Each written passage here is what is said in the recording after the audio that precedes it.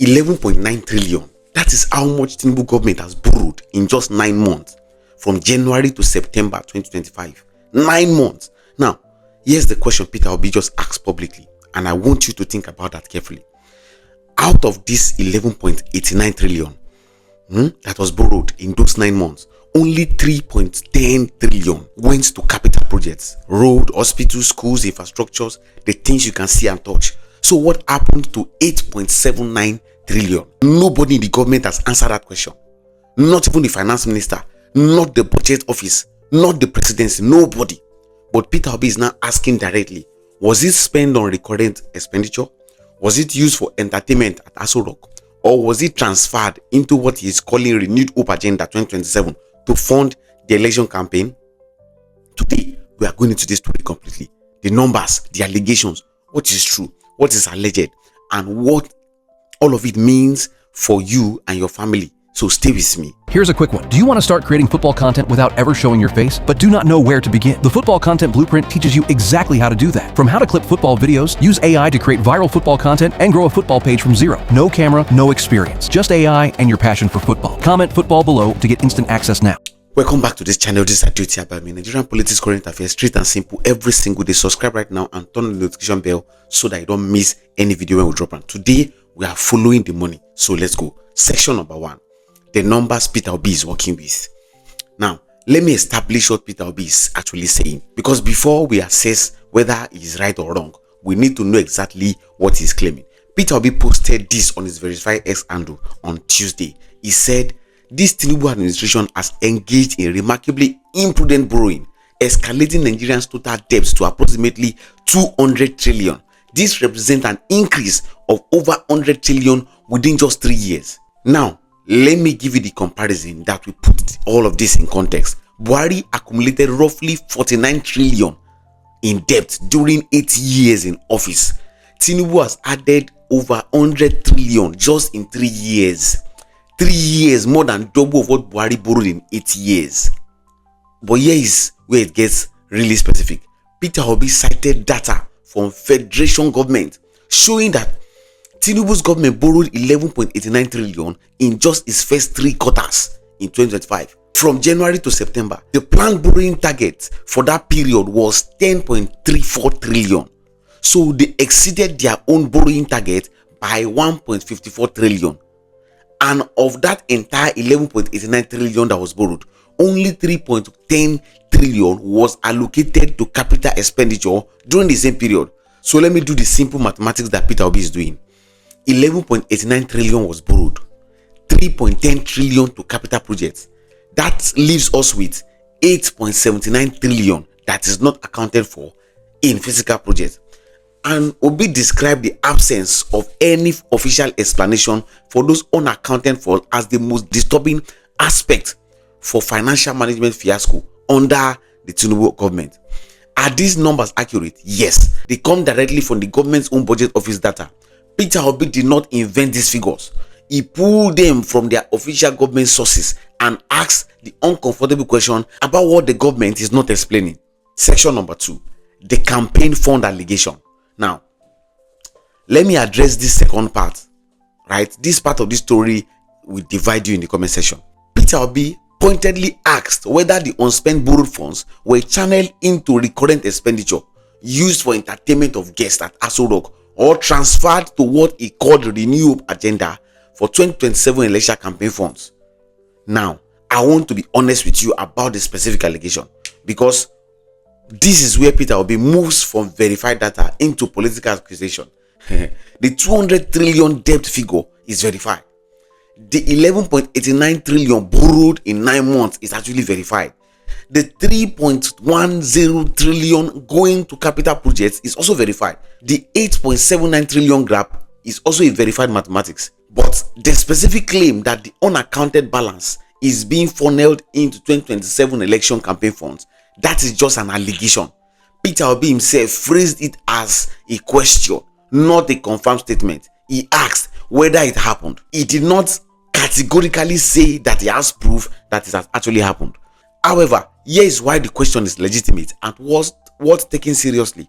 The Renewed Hope Initiative, which is the flagship program of the Tinubu administration, has been rolling out interventions across states in ways that analysts and opposition figures have repeatedly noted that it look more like political campaign than government programs. Cars for women leaders of APC, distribution of cash to market women, youth empowerment program branded with renewed hope logos, and even buses with colors that match APC party aesthetics.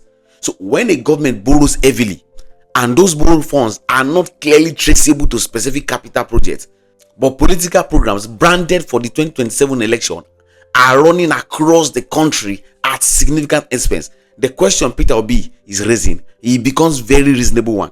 So the absence of an answer from the government in itself is telling, because under a transparent government, the response to this kind of allegation would be simple. Here is where every naira went. Here is the document, and here is the project list. Here are the receipts. That response has not come yet. Section number 3. What Nigeria is paying just to service debt.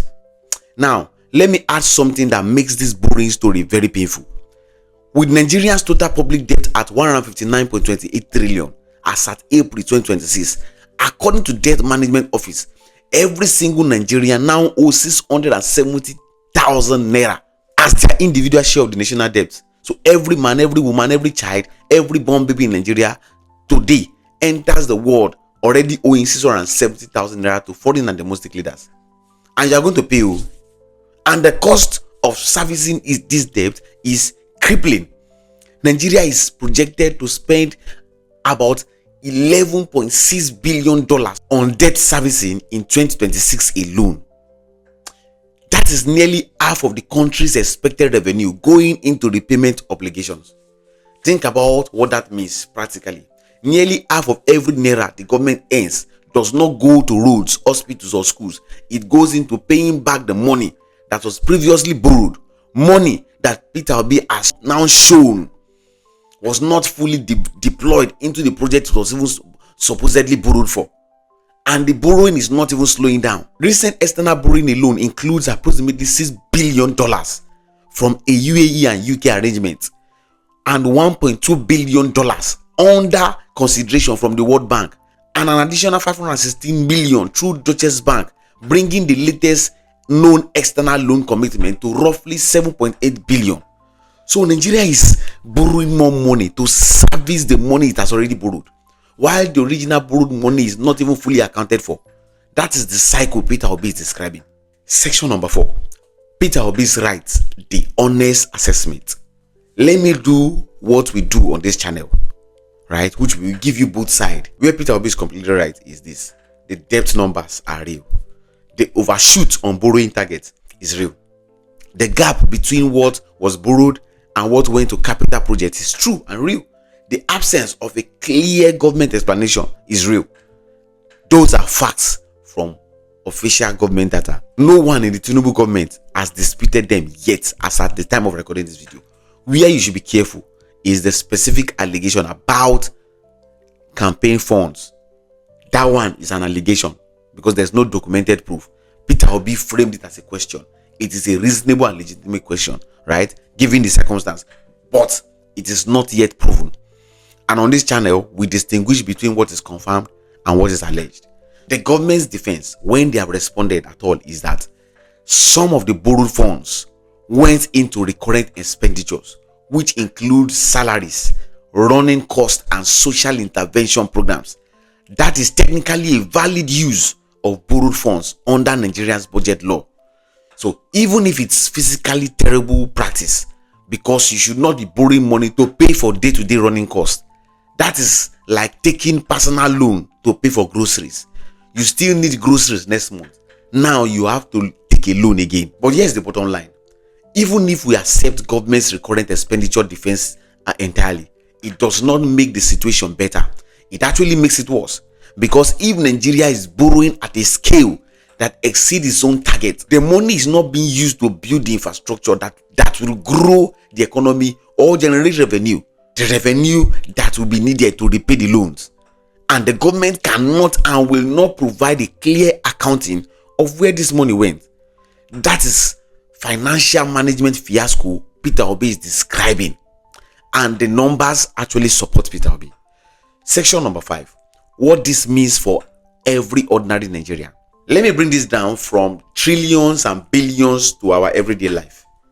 When Nigeria borrows money it cannot clearly account for, and then spends nearly half of its revenue repaying debts, the consequence is not abstract. It shows up in our daily life in very specific ways. It shows up in our hospitals that has no drugs because the health budget was cut down to make room for debt servicing. It will show up in our road, those ones in our local governments that has actually remained dilapidated and been under repairs for 3 years because of capital allocation that was reduced. It shows up in schools with 80 children in one classroom because the education budget is chronologically underfunded. It shows up at petrol station where you pay over 1,200 naira per liter. This is why they remove the subsidy, because the government needs that revenue to service loans. Every naira that Nigeria pays in debt interest is a naira that does not go to the family in Kano that needs clean water, to students in Enugu who needs functional university, to farmers in Benue who need security to work on their land. This is not a finance story. This is a story of what happens to human beings when a government borrows beyond its means and cannot account for where the money even went to. And the people asking for accountability are not doing Nigeria a disservice. They are doing it the greatest service possible, because the first step to fixing a financial problem is being honest about the size of it. So here's the big question, right? I would love to end with this. Peter Obi has put specific numbers in front of Nigeria. 11.89 trillion borrowed, 3.10 trillion accounted for capital projects, 8.7 trillion with no clear public explanation as at when recording this video. He has asked a direct question: where did the balance go? The government has not answered yet, and in the absence of an answer, Nigerians are left to draw their own conclusions. Some will say it went to recurrent expenditure, some will say it funded renewable political machine, some will say a portion was mismanaged. And the honest answer is that without transparency, nobody outside Aso Rock knows for certain. What every Nigerian should know is this: when a government borrows money in your name, using your country's future as a collateral, and cannot fully account for where that money went, that is not just a political problem. That is your money, your children's money, your grandchildren's money, and you have every right to demand an answer. So I'm putting it back to you. Drop your answer in the comment section. It could be two things. One, where do you think 8.79 trillion actually went? Give me your honest opinion. I want to hear it. Two, do you think Peter Obi is raising a genuine accountability issue, or this is a pure political campaign talk ahead of 2027? Drop your answers below. Share this video with every Nigerian who needs to pay attention to all of this. Subscribe to this channel. A new video drops every day. On the notification bell as well, so you'll be notified when we drop the video. I'll see you on the next one. God bless Nigeria. God bless you.